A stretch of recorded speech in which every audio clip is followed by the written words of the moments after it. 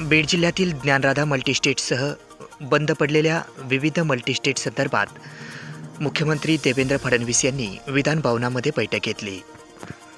सदर बैठक आज सोमवार दिनांक 14 जुलै रोजी दुपारी 4 वाजता घेतली आहे। बीडच्या ज्ञानराधासह विविध बंद पडलेल्या मल्टीस्टेट संदर्भात मुख्यमंत्र्यांची विधान भवनात बैठक संपन्न झाली। या बैठकीला बीड जिल्ह्यातील मंत्री पंकजा मुंडे, आमदार सुरेश धस, आमदार विजयसिंह पंडित, आमदार प्रकाश सोळंके तसेच ठेवीदारांचे प्रतिनिधी म्हणून सचिन उबाळे यांच्यासह अन्य अधिकारी यांची मोठ्या संख्येने उपस्थिती होती। यावेळी मुख्यमंत्र्यांनी या प्रकरणाची सखोल चौकशी केली। यावेळी अर्चना कुटे यांना तात्काळ अटक करावी, तसेच त्यांच्या सर्व संपत्ती जप्त करण्यात याव्यात आणि तात्काळ ठेवीदारांच्या ठेवीत त्यांना देण्यात याव्यात, अशी मागणी करण्यात आली। यावर मुख्यमंत्र्यांनी सकारात्मक प्रतिसाद देऊन तात्काळ वेगाने प्रक्रिया राबवण्याच्या अधिकाऱ्यांना सक्त सूचना केल्या आहेत। सदर अधिवेशन संपल्यानंतर पुन्हा एकदा याच्यावर बैठक आयोजित करण्यात येणार आहे, असे मुख्यमंत्र्यांनी सांगितले आहे आणि पुढच्या बैठकीमध्ये सर्व अधिकारी आणि आपला अहवाल सादर करतील, अशी माहिती ठेवीदारांचे प्रतिनिधी सचिन उबाळे यांनी दिली आहे।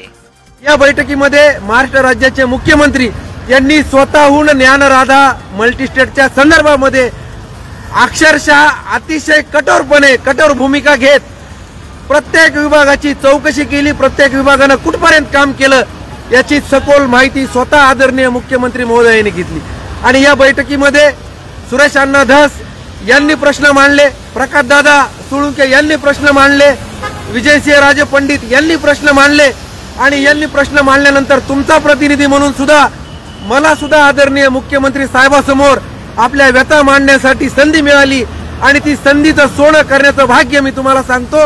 अर्चना कुटेला तात्काळ अटक करा, ज्या काही प्रॉपर्ट्या जप्त केलेल्या आहेत त्या प्रॉपर्टीचा तात्काळ लिलाव करा आणि ज्या काही उर्वरित प्रॉपर्ट्या आहेत त्या ज्या ईडीने ज्या काही प्रॉपर्ट्या जप्त केलेल्या आहेत त्या प्रॉपर्ट्या MPIDच्या जो काही प्रस्ताव आहे त्या प्रस्तावामध्ये त्या जोडून त्या सुद्धा प्रॉपर्ट्याची तात्काळ लिलाव करावा, अशी मागणी तुमच्या वतीने मी त्या ठिकाणी केली आणि त्याला सकारात्मक प्रतिसाद आदरणीय मुख्यमंत्री महोदय आणि सगळ्या आमदारांच्या सूचनेवरून मुख्यमंत्री महोदयांनी अतिशय सकारात्मक प्रतिसाद दिला आणि सर्व विभागाला सूचना दिल्या की संबंधित जे काही विभाग आहेत त्या विभागात आणि पोलीस प्रशासनाने जे काही काम केलं 1 वर्षामध्ये त्याच्यावरती दस्तूरखुद्द मुख्यमंत्र्यांनी नाराजी व्यक्त केली।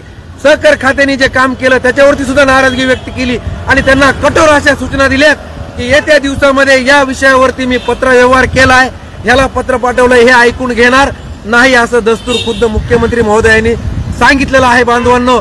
आणि मुख्यमंत्री महोदयांनी या गृह विभागाचे इक्बाल चहल साहेब यांनी सुद्धा तुमच्यासारखा तुमचा जो प्रतिनिधी आहे मी माझा स्वतःचा नंबर त्यांनी त्यांच्याकडे घेतला आणि अधिवेशन झाल्यानंतर अजून एक बैठक मल्टीस्टेटच्या संदर्भामध्ये मंत्रालयामध्ये लागणार आहे असं या आजच्या या बैठकीतून सांगण्यात आलेलं आहे आणि तुमचा भाऊ म्हणून या बैठकीला मला येण्याचं भाग्य मिळालं।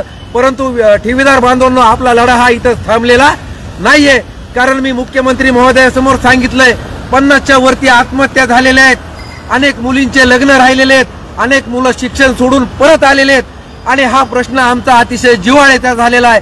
माझ्याबरोबर आपल्या आमदार बांधवांनीही, आमदार प्रतिनिधींनी सुद्धा हा तेवढ्याच पोटतिडकीनं हा विषय तिथं मांडलेला आहे।